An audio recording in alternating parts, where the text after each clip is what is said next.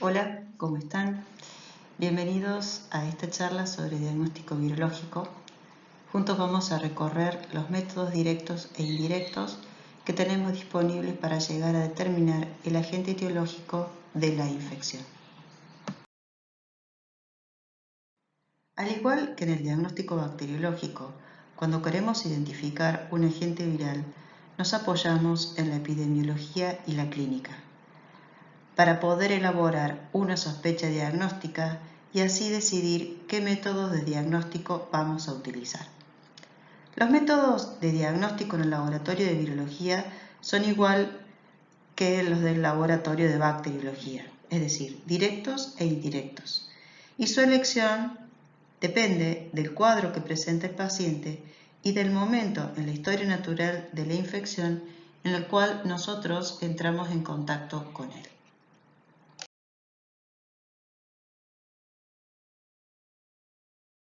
Así como en el diagnóstico bacteriológico, el objetivo del diagnóstico virológico es, a partir de conocer cuál es el agente etiológico, poder establecer un tratamiento que sea adecuado y eficiente o eficaz para resolver el proceso infeccioso. Actualmente hay varias infecciones virales que tienen tratamiento y que pueden llevar al paciente a la curación, como puede ser la infección por VIH, que antes era una infección o una enfermedad absolutamente mortal y en este momento se ha transformado en una infección crónica con una más prolongada y mejor sobrevida del paciente. En el caso de la hepatitis B o de la hepatitis C.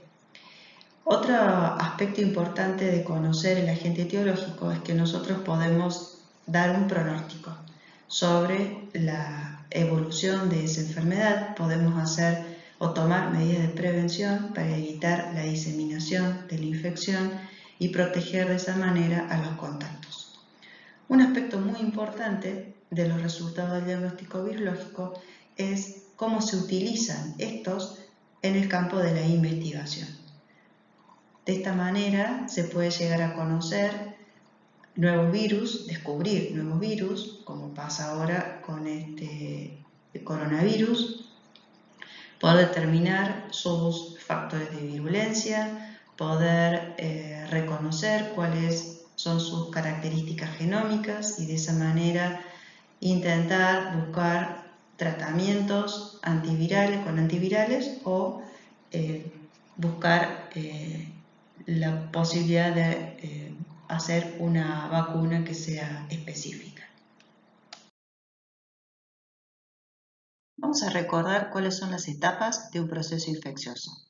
En general, transcurre un periodo de incubación que es asintomático, donde el virus que ha ingresado a ese organismo comienza a replicar con el objetivo de aumentar el inóculo, es decir, la cantidad de partículas virales. Un segundo periodo sintomático, clínico o de estado, que en algunos casos se puede subdividir en un periodo prodrómico donde el paciente comienza a manifestar algunos síntomas inespecíficos, como puede ser una febrícula, como puede ser un malestar general o decaimiento.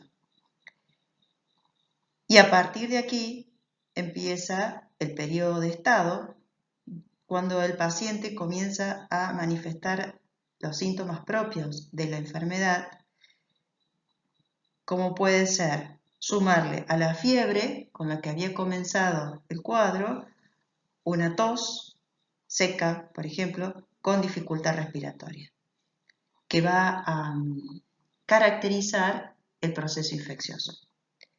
Y por último, un periodo de convalescencia, que es cuando la sintomatología va cediendo y el paciente comienza a recuperarse. Entonces, lo primero que tenemos que hacer es identificar en qué etapa se encuentra el proceso infeccioso. Si está en la etapa aguda, sintomática, vamos a utilizar metodología directa.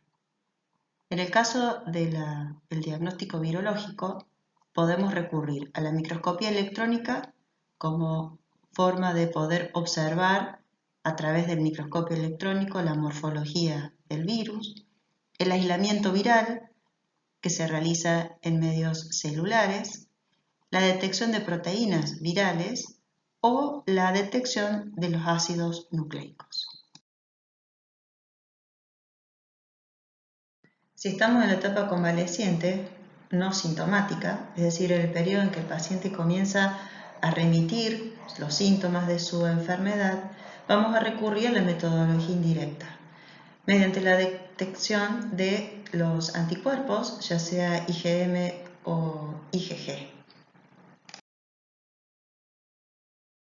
La muestra debe reunir los mismos requisitos que para el diagnóstico bacteriológico, en cuanto a que debe tener una cantidad suficiente, ser representativa, tener la mínima contaminación con la microbiota normal.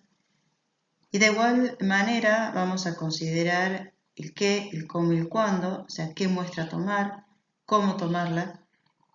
Y el cuándo va a depender básicamente del momento en la historia natural de la infección, como veíamos antes, es decir, si el paciente está en la etapa sintomática o si ya entró en el periodo de convalecencia. Si vamos a realizar diagnóstico directo, lo óptimo va a ser recoger la muestra dentro de las primeras 72 horas de iniciados los síntomas, momentos en el cual sabemos que el virus se encuentra en concentraciones relativamente elevadas. Después de los 7 días ya no es de elección el método directo, vamos a tener muy pocas chances de poder aislar al microorganismo y por lo tanto en esta etapa vamos a recurrir a los métodos indirectos buscando directamente los anticuerpos. Supongamos que recibimos un paciente de 10 años, un niño de 10 años, que viene con el antecedente de 3 días de fiebre elevada, más de 38 grados, con malestar general, mialgias, es decir, dolor en el cuerpo, dolor muscular, con tos, con una expectoración escasa y una disnea progresiva, es decir, una dificultad respiratoria que va siendo progresiva con el correr de los días. Como es invierno, vamos a pensar como principales agentes probables de este cuadro respiratorio un agente viral. Entonces vamos a investigar virus influenza. Como estamos en el comienzo de la etapa de la infección, ya que es una infección que tiene 3 días de progresión, vamos a hacer un método directo de diagnóstico, ya que tenemos altas probabilidades de poder encontrar el virus. Nuestra muestra va a ser las secreciones nasofaringeas, porque sabemos que el virus respiratorio, en general todos los virus respiratorios ingresan por la vía respiratoria, la vía alta, y su primer sitio de replicación es en este lugar, en estas mucosas. Entonces nuestra muestra va a ser las secreciones nasofaringeas. ¿Cómo vamos a obtener esta muestra? Lo vamos a hacer por un aspirado, lavado nasofaríngeo. ¿Y cuándo? En este momento, que es en la etapa aguda de nuestra infección, con el objetivo de hacer el aislamiento viral o la detección de los antígenos virales, o también podemos buscar el ácido nucleico viral. Estos tres procedimientos los podemos hacer directamente a partir de la muestra.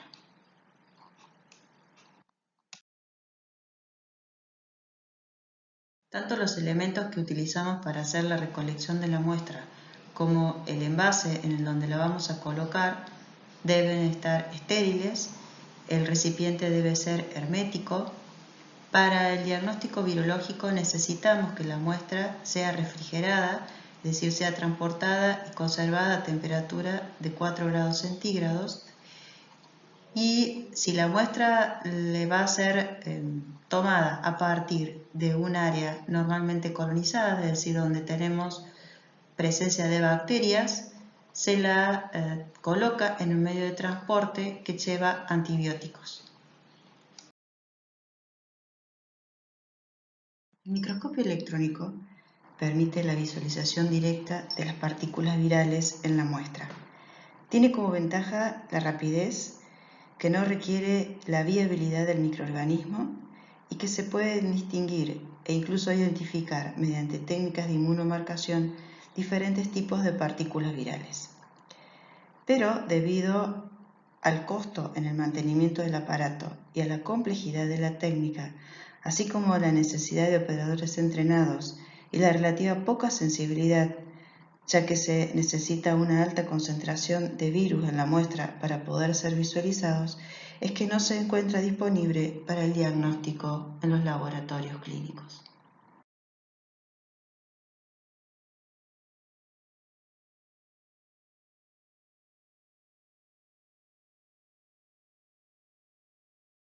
El aislamiento viral se hace a partir de cultivos celulares. Hay que recordar que los virus son parásitos intracelulares obligados y por lo tanto necesitan de una célula viable para poder replicar.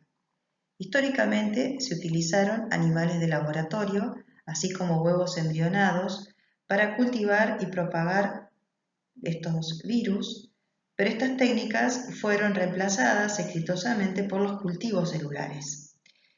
Estos nos dan la posibilidad de detectar y caracterizar al virus presente en la muestra clínica y nos dan la posibilidad de tener al virus viable y disponible para su investigación posterior. Los cultivos celulares pueden ser primarios, es decir, aquel que se obtiene a partir de un tejido. Las células se van a separar entre sí por acción enzimática y se colocan en botellas o placas de cultivo con medios nutritivos que favorecerán el crecimiento. Tienen las desventajas de tener una duración no mayor de 7 días, ya que la célula va a morir siguiendo el mecanismo de apoptosis celular.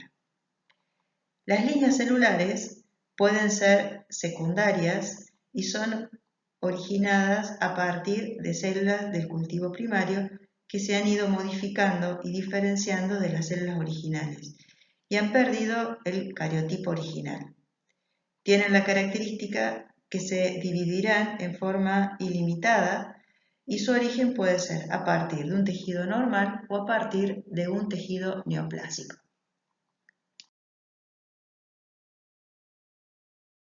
El cultivo celular se realiza dentro de una mesa o campana de luz ultravioleta con flujo de aire laminar. La luz ultravioleta es la que va a garantizar el ambiente estéril dentro de la campana y el flujo de aire es el que va a impedir que puedan acumularse partículas que puedan llegar a contaminar los cultivos celulares. En estas imágenes pueden ver las botellas para cultivo o las placas que se utilizan para realizar los cultivos celulares. En estas botellas nosotros podemos obtener monocapas cuando las células que vamos a utilizar para el cultivo logran pegarse en el fondo de la botella o de la placa de cultivo, generando una capa única de células, o bien algunas células, como por ejemplo las de origen hematopoyético, como son los linfocitos, no son adherentes y por lo tanto van a hacer un cultivo en suspensión.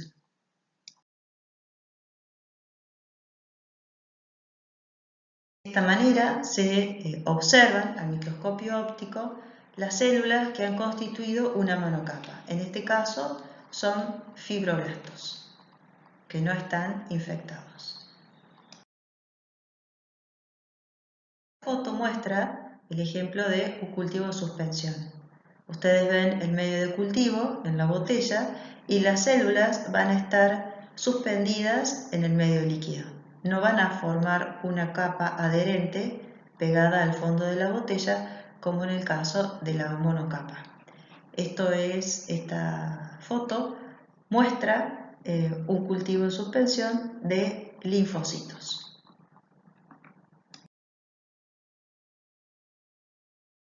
En el medio de cultivo nosotros podemos determinar el efecto citopático y también podemos hacer técnicas de inmunomarcación para lograr la identificación y tipificación viral.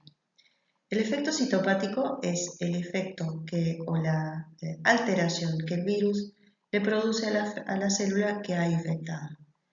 Si bien es un indicador de crecimiento viral, no es patognomónico de un virus en particular.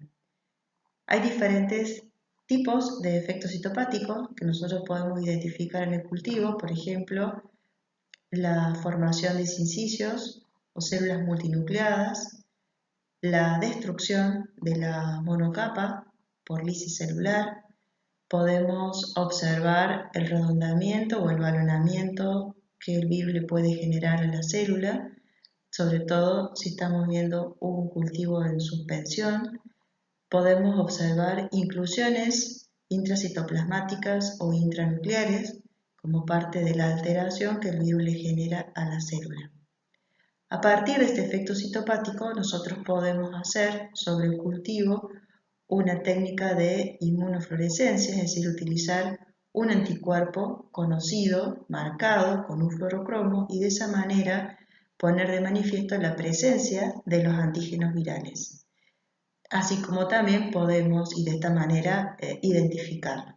Así como también podemos, a partir del cultivo, hacer la detección de ácidos nucleicos, que nos va a permitir hacer diagnóstico.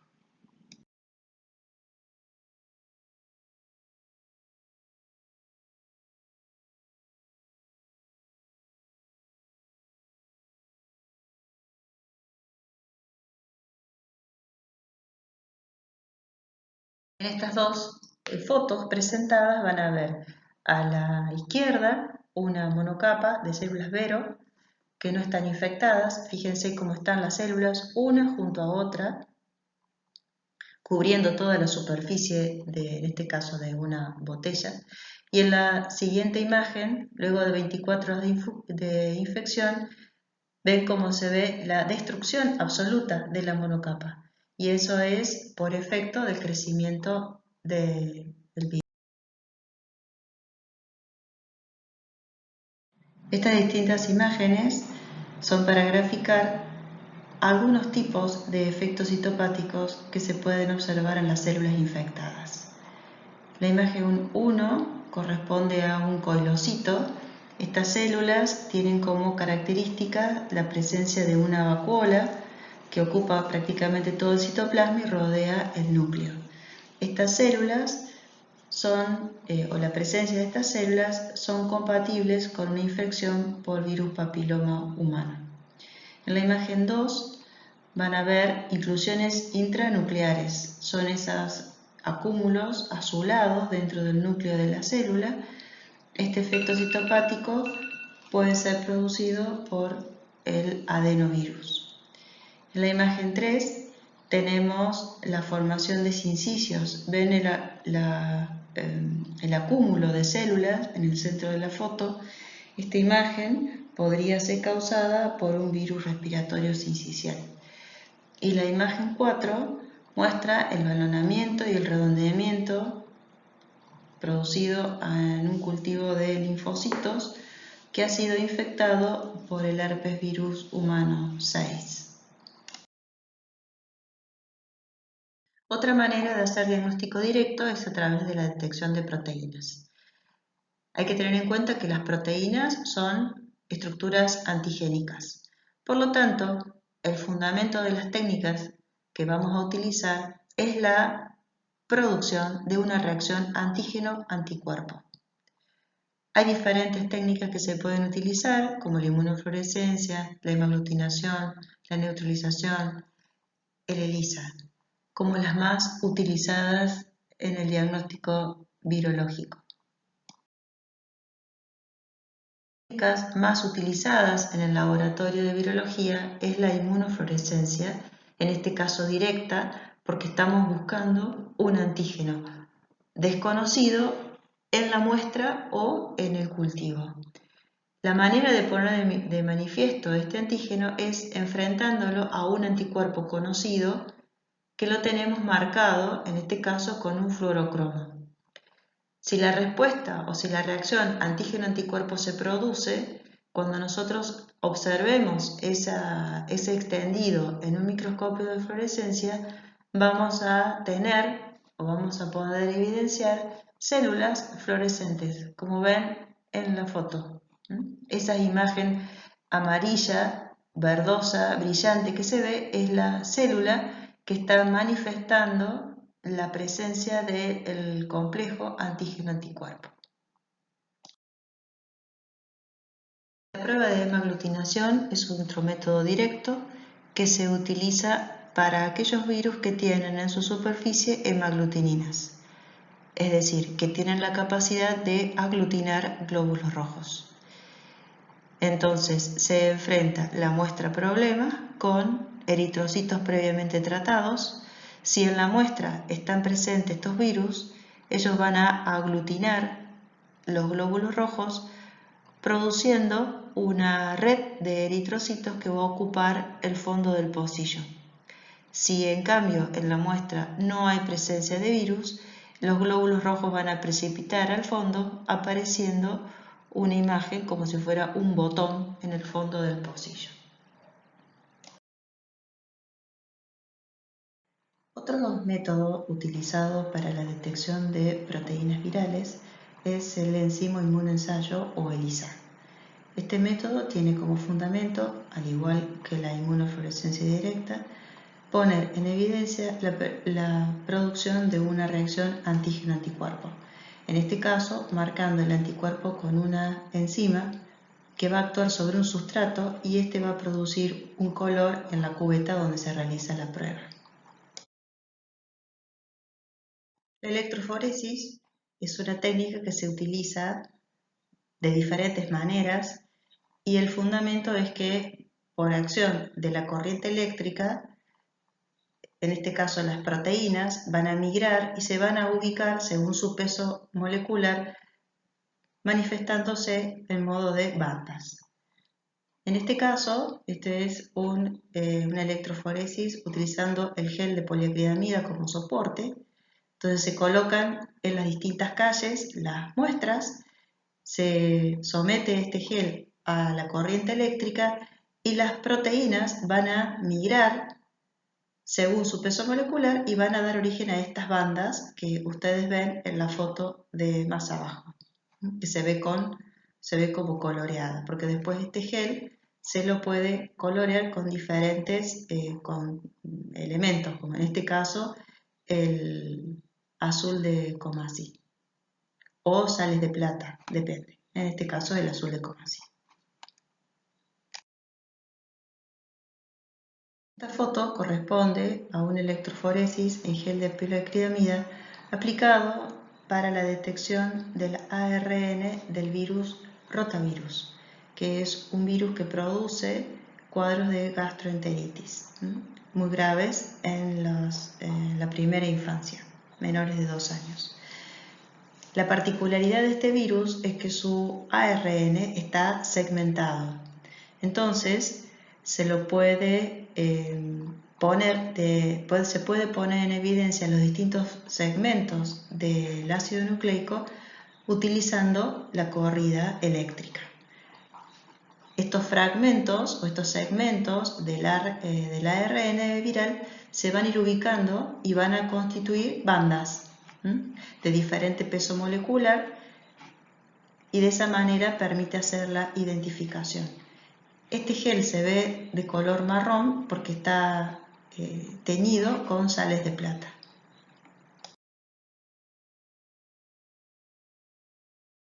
El tercer elemento que podemos detectar para hacer un método directo de diagnóstico son los ácidos nucleicos. En el caso del virus, vamos a detectar ADN o ARN dependiendo si el virus es ADN o ARN. Recuerden que a diferencia de la bacteria, el virus tiene solamente un tipo de ácido nucleico. Los métodos para la detección pueden ser PCR, RT-PCR, que es una PCR con retrotranscripción, que es la que se utiliza cuando el virus es ARN, la técnica de hibridación, la secuenciación y la detección de los polimorfismos en la longitud de los fragmentos de restricción. La técnica de PCR, que es en realidad reacción en cadena de la polimerasa, ese es el significado de esta sigla, es una técnica que desde el momento que comenzó a implementarse, alrededor de la década del 80, fue uno de los descubrimientos que más revolucionó la biología molecular. Esta técnica es una forma simple y rápida de multiplicar el ADN presente en diferentes muestras biológicas y obtener millones de copias de una determinada secuencia genómica. Esta técnica se aplica tanto en los laboratorios de diagnóstico de enfermedades infecciosas como en el estudio de enfermedades genéticas y oncológicas, así como en la medicina legal. Nos va a permitir identificar el agente infeccioso independientemente de la respuesta serológica del individuo, por lo que es muy útil en diversas situaciones.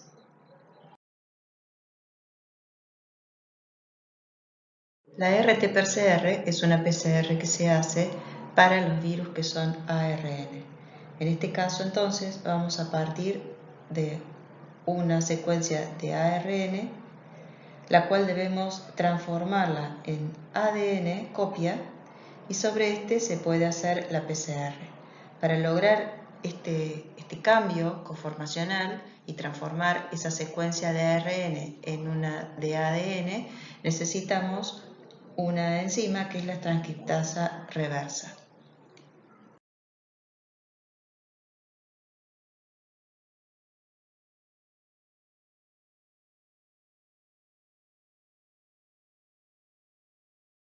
Este es un gel de agarosa, que es el soporte donde se realizan la PCR, o sea, la reacción en cadena de la polimerasa. Si ustedes se fijan, la primer columna, corresponde en este caso a un control positivo, la segunda columna corresponde a un control negativo, y a partir de la tercera calle o columna serán las muestras sembradas. Como ven, esa banda intensa que aparece en el gel es la que está indicando la zona de amplificación de una secuencia de ADN en este caso. Por eso esta banda se compara con la banda que produce o que tenemos como referencia, que es el control positivo. Y de esa manera detectamos cuáles son las muestras positivas y las negativas.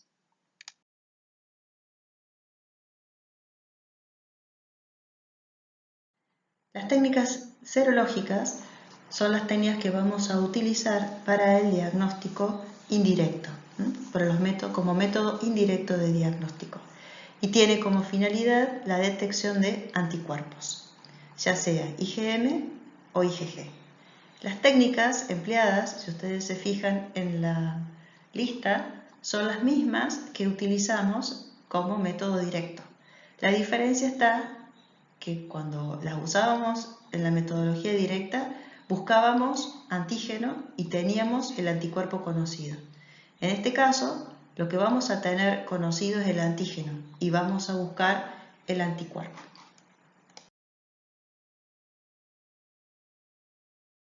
Para realizar cualquiera de estas técnicas serológicas, tenemos que tener en cuenta que la muestra será el suero del paciente.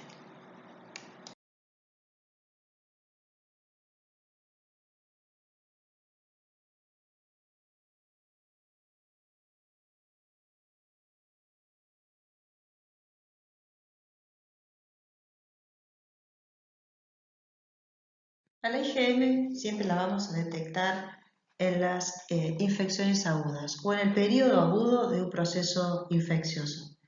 La IgM nos va a decir dos cosas.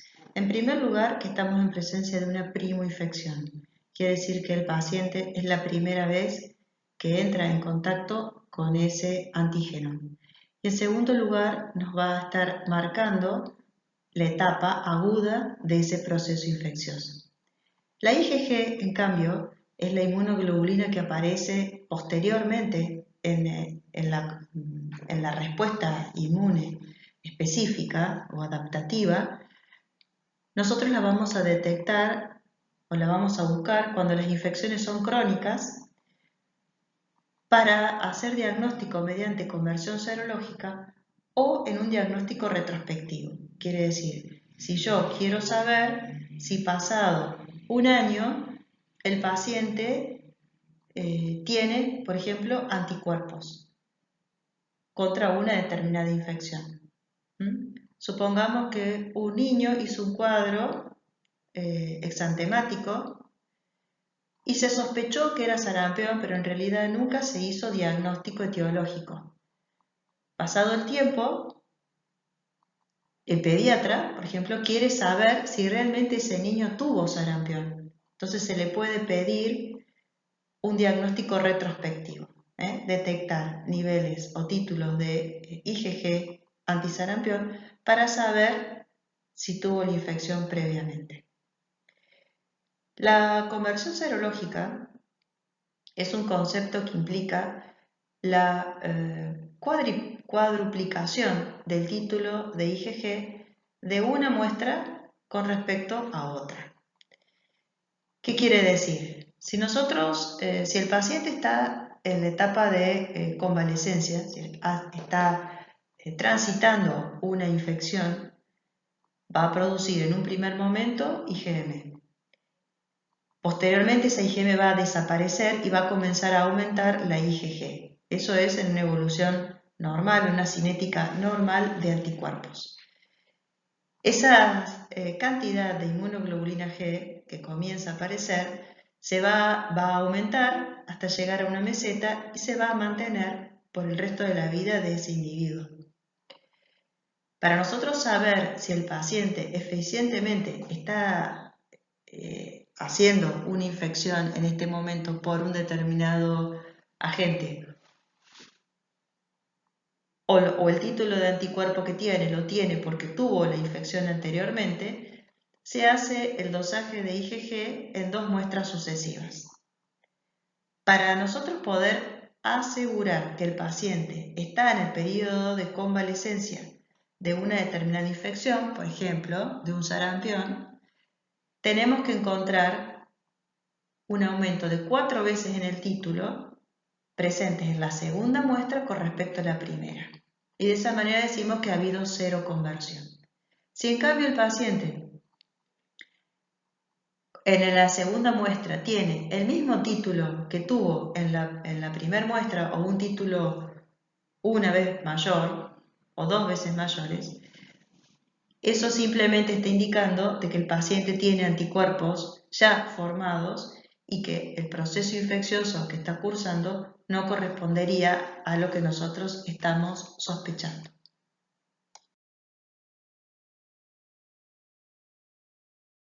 Esta foto corresponde a una inmunofluorescencia indirecta donde se pueden ver las células de un color brillante, amarillento verdoso. Estas son las células en la superficie de la cual se produjo la reacción antígeno-anticuerpo con un anticuerpo marcado con fluoresceína. Las células rojas que ustedes ven como contraste con estas células amarillas son células que no manifiestan la presencia de antígeno y por lo tanto quedan teñidas de un color rojizo, con el azul de Evans, que es el contracolorante de esta inmunofluorescencia indirecta. La prueba de la neutralización, que es considerada el gold estándar para el diagnóstico de una gran variedad de virus, consiste en agregar en un medio de cultivo que está infectado con un virus en particular, en este caso es un ejemplo del virus dengue, se le agrega el suero del paciente donde nosotros creemos que pueden estar los anticuerpos contra el virus dengue. Si esto es así, estos anticuerpos van a bloquear el virus van a impedir que el virus se siga replicando en ese cultivo celular y por lo tanto lo que se va a neutralizar es el efecto citopático.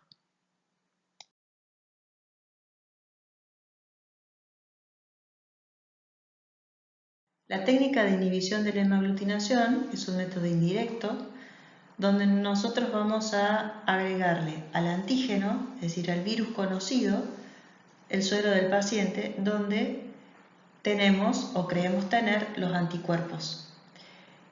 Esta técnica se utiliza para el diagnóstico de aquellos virus que tienen en la superficie hemaglutininas, es decir, proteínas capaces de aglutinar glóbulos rojos, como por ejemplo el virus influenza o el virus rubiola. Si en el suero del paciente tenemos los anticuerpos específicos contra estos virus, la hemaglutinación se ve inhibida. Mientras que si en el suero del paciente no hay anticuerpos, se va a producir la hemaglutinación.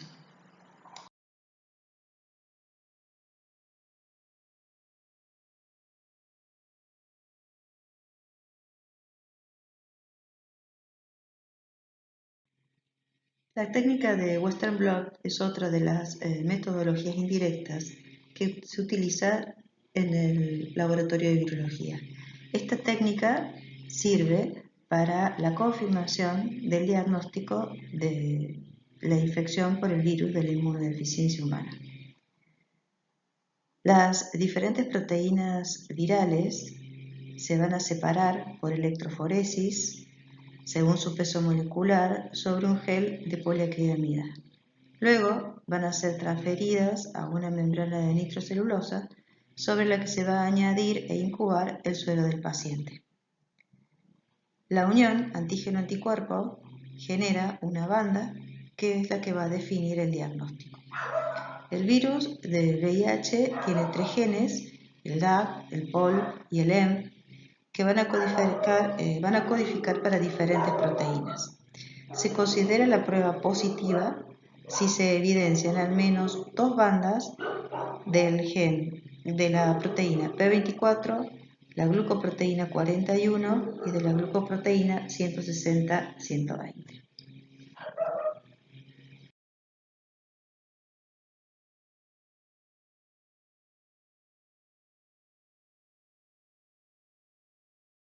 Esta imagen es simplemente para que vean la ubicación y los diferentes tipos de proteínas y glucoproteínas que tiene el virus de la inmunodeficiencia humana en su estructura. Les agradezco la atención y estoy siempre a disposición de ustedes por cualquier consulta que quieran hacerme.